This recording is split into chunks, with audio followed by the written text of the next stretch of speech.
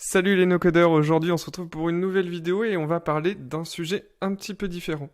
Je vais vous présenter un outil qui s'appelle GraphJS et je vais vous montrer pourquoi cet outil est un peu plus intéressant que les autres, de par ses fonctionnalités mais aussi de par ses caractéristiques cachées derrière. Je vous montre ça tout de suite. Donc nous sommes sur le site de GraphJS et vous pouvez le voir, c'est un builder framework qui est open source mais également gratuit. Et je vais vous montrer pourquoi il est gratuit et comment vous pouvez l'utiliser. Il y a vraiment beaucoup d'avantages à utiliser cet outil pour créer des sites, mais également des newsletters. Je vous ai évoqué précédemment que GraphJS était open source. C'est-à-dire que le code source de l'application entière est disponible en lecture et en modification sur GitHub. GitHub, c'est un outil juste pour héberger du code, et donc vous pouvez aller voir tout directement. Par exemple, ici, vous pouvez aller sur l'onglet Issues. Issues, en fait, c'est les gens qui vont découvrir un petit bug ou qui vont proposer une amélioration. Et donc là, il y a des issues, donc des propositions d'amélioration ou de bugs. Donc là, on voit bien bug.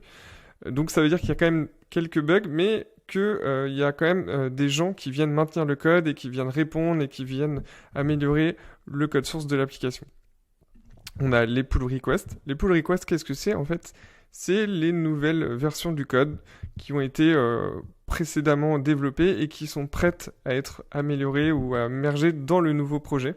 C'est-à-dire que aujourd'hui, on a une version du code. Quand on va aller prendre un petit bout de code et la rajouter dans la version actuelle, et ben en fait, ça va faire une nouvelle version. Et donc ça, c'est un petit morceau de nouveauté du code qui va s'intégrer du coup à la nouvelle application.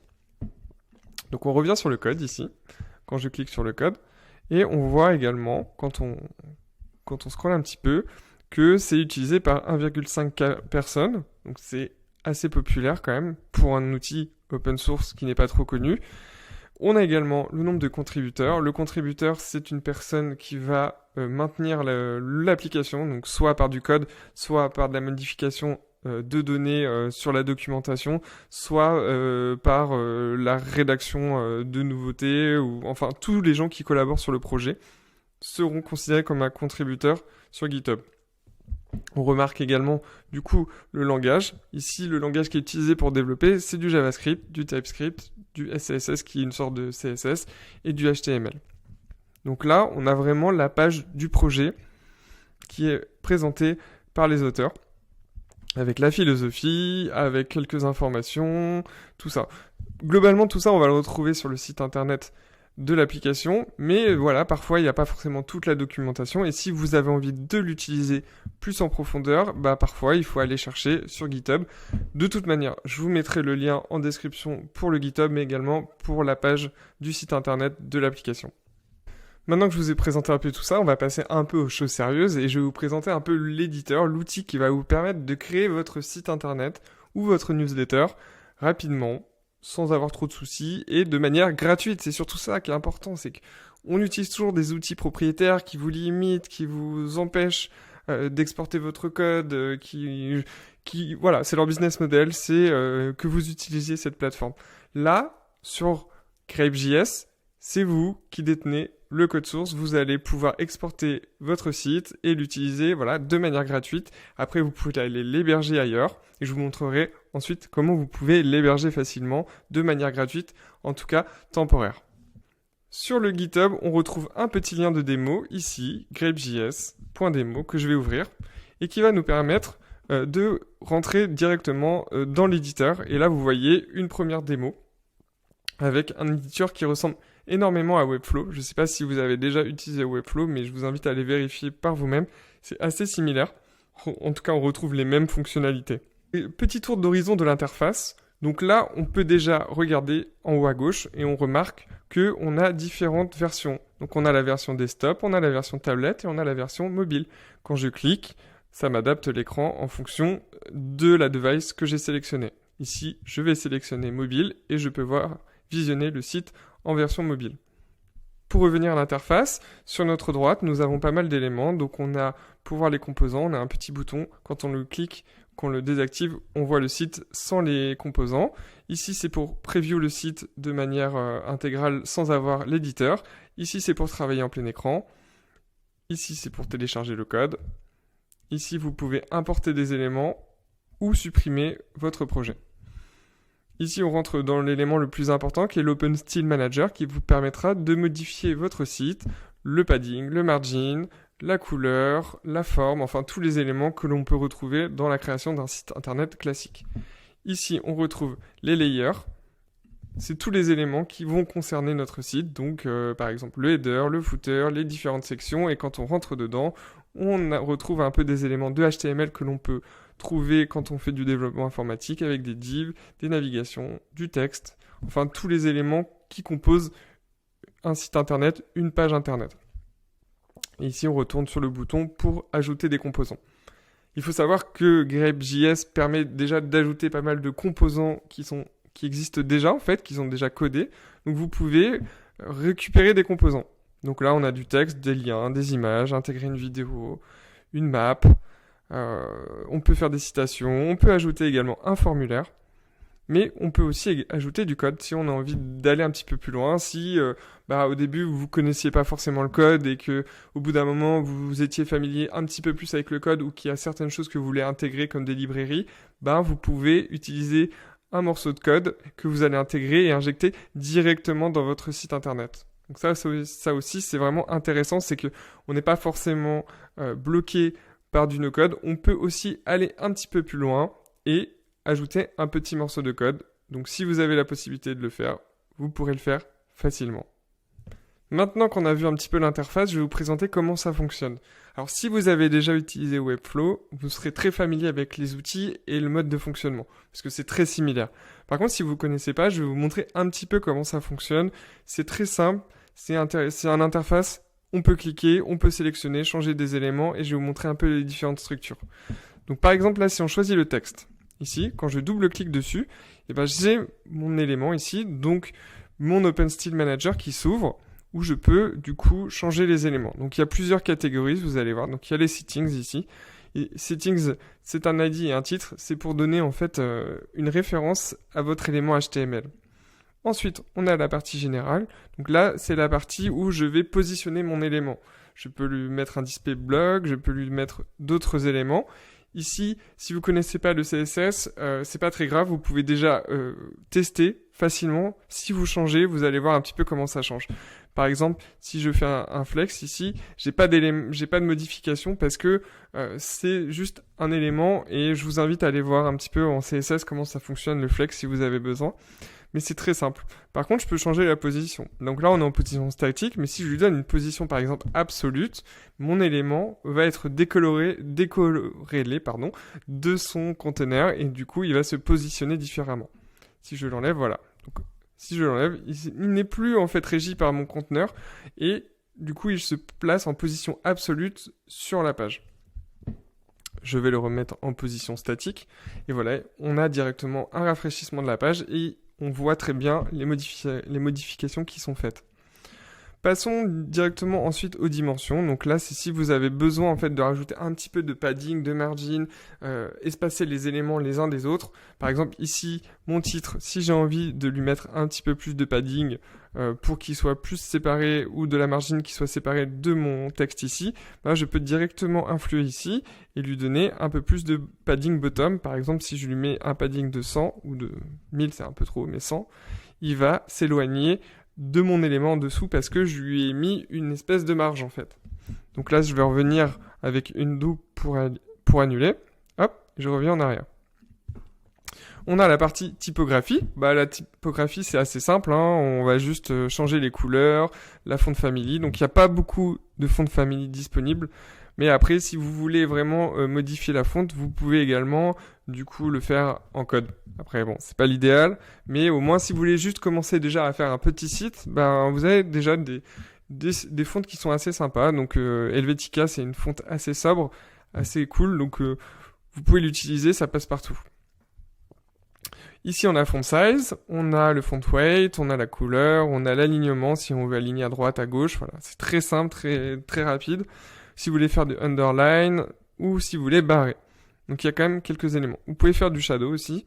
Le shadow, qu'est-ce que c'est? C'est juste ajouter une petite ombre en fait au texte ici. C'est à vous de changer les éléments, etc. Ensuite, nous avons la décoration. Donc c'est-à-dire que vous pouvez gérer l'opacité de votre texte si vous voulez qu'il soit un petit peu moins visible. Et ben vous avez juste à slider pour enlever du coup l'opacity ou l'augmenter facilement. Le border radius, c'est pour si vous avez un conteneur avec un background qui est blanc et si vous voulez faire des ronds, en fait des angles, et ben vous pouvez jouer là-dessus directement avec le border ici. En extra, qu'est-ce qu'on a? On a des transitions, ça c'est super intéressant, c'est-à-dire que on peut faire des transitions facilement. C'est-à-dire que là, pour le bouton par exemple ici, en fait, il y a un effet d'over. Donc quand il va y avoir, quand ma souris va se passer au-dessus de mon bouton, et ben en fait ça va s'animer un petit peu. Je vais vous montrer en démo, quand on fait une petite preview ici et que je hover, voilà, là ça s'anime un petit peu.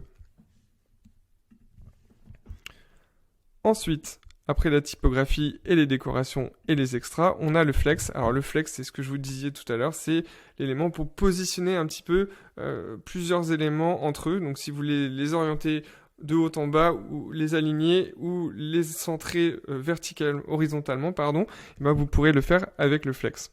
Il y a tout un élément aussi où si vous voulez, vous pouvez trouver pas mal de cours sur le flex, comment ça fonctionne. Et ensuite, vous n'avez plus qu'à l'appliquer directement avec vos boutons facilement.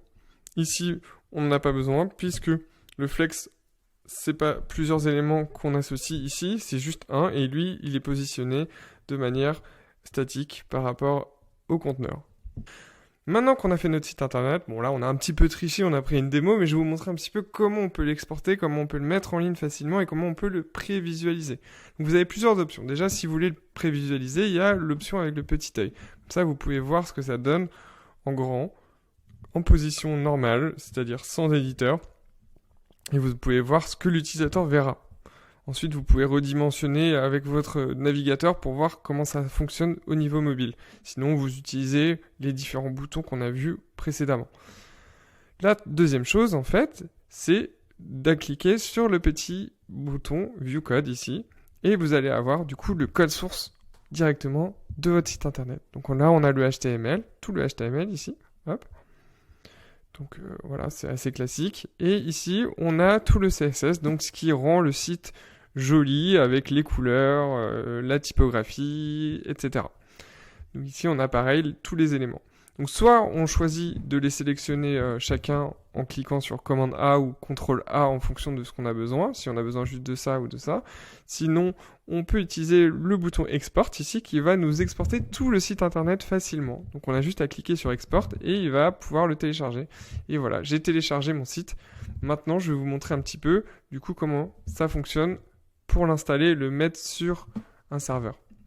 Une fois qu'on a téléchargé le site, c'est très simple, il suffit du coup d'aller sur Netlify, netlify.com. Pareil, je mettrai le lien dans la description. Et en fait, c'est un élément, c'est un outil en fait qui va vous permettre de mettre en ligne votre site internet facilement, de manière gratuite, en tout cas avec quelques restrictions, mais ça suffira largement au début pour ce que vous avez besoin.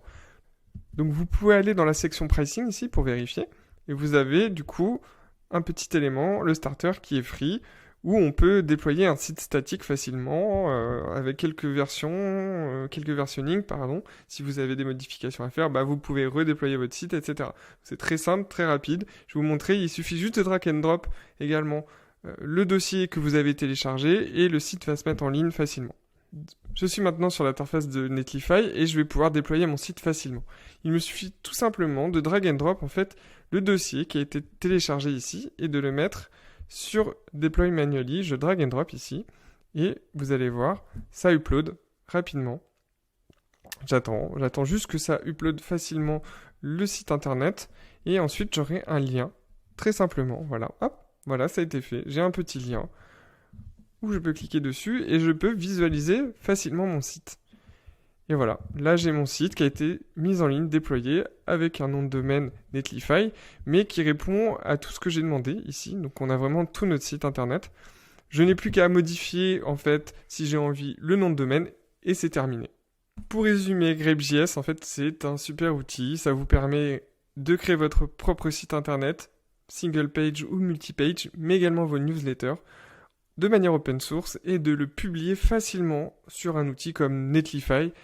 Il y a plein d'avantages à l'utiliser. Bah, du coup, on en a parlé déjà juste avant, c'est l'open source, mais également du coup, c'est gratuit. Il y a quelques inconvénients également, c'est que l'outil est maintenu par des développeurs de manière aléatoire. Donc, c'est-à-dire qu'il ne va pas forcément évoluer de la même manière que vous allez attendre d'un outil professionnel qui est payant.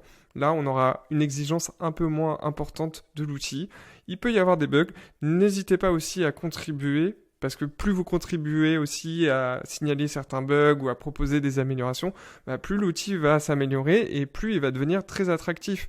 Et ça, c'est important parce que quand on fait de l'open source et qu'on a envie de conserver un outil, il faut le faire vivre, il faut pouvoir l'alimenter. N'hésitez pas également à faire une petite donation si vous avez envie. Moi, je ne suis pas du tout sponsoré par eux ou rien du tout. Je fais juste un petit peu la promotion de l'open source parce que c'est quelque chose d'intéressant, de sympa, de cool, parce que du coup, en tant que développeur, on fait beaucoup d'open source.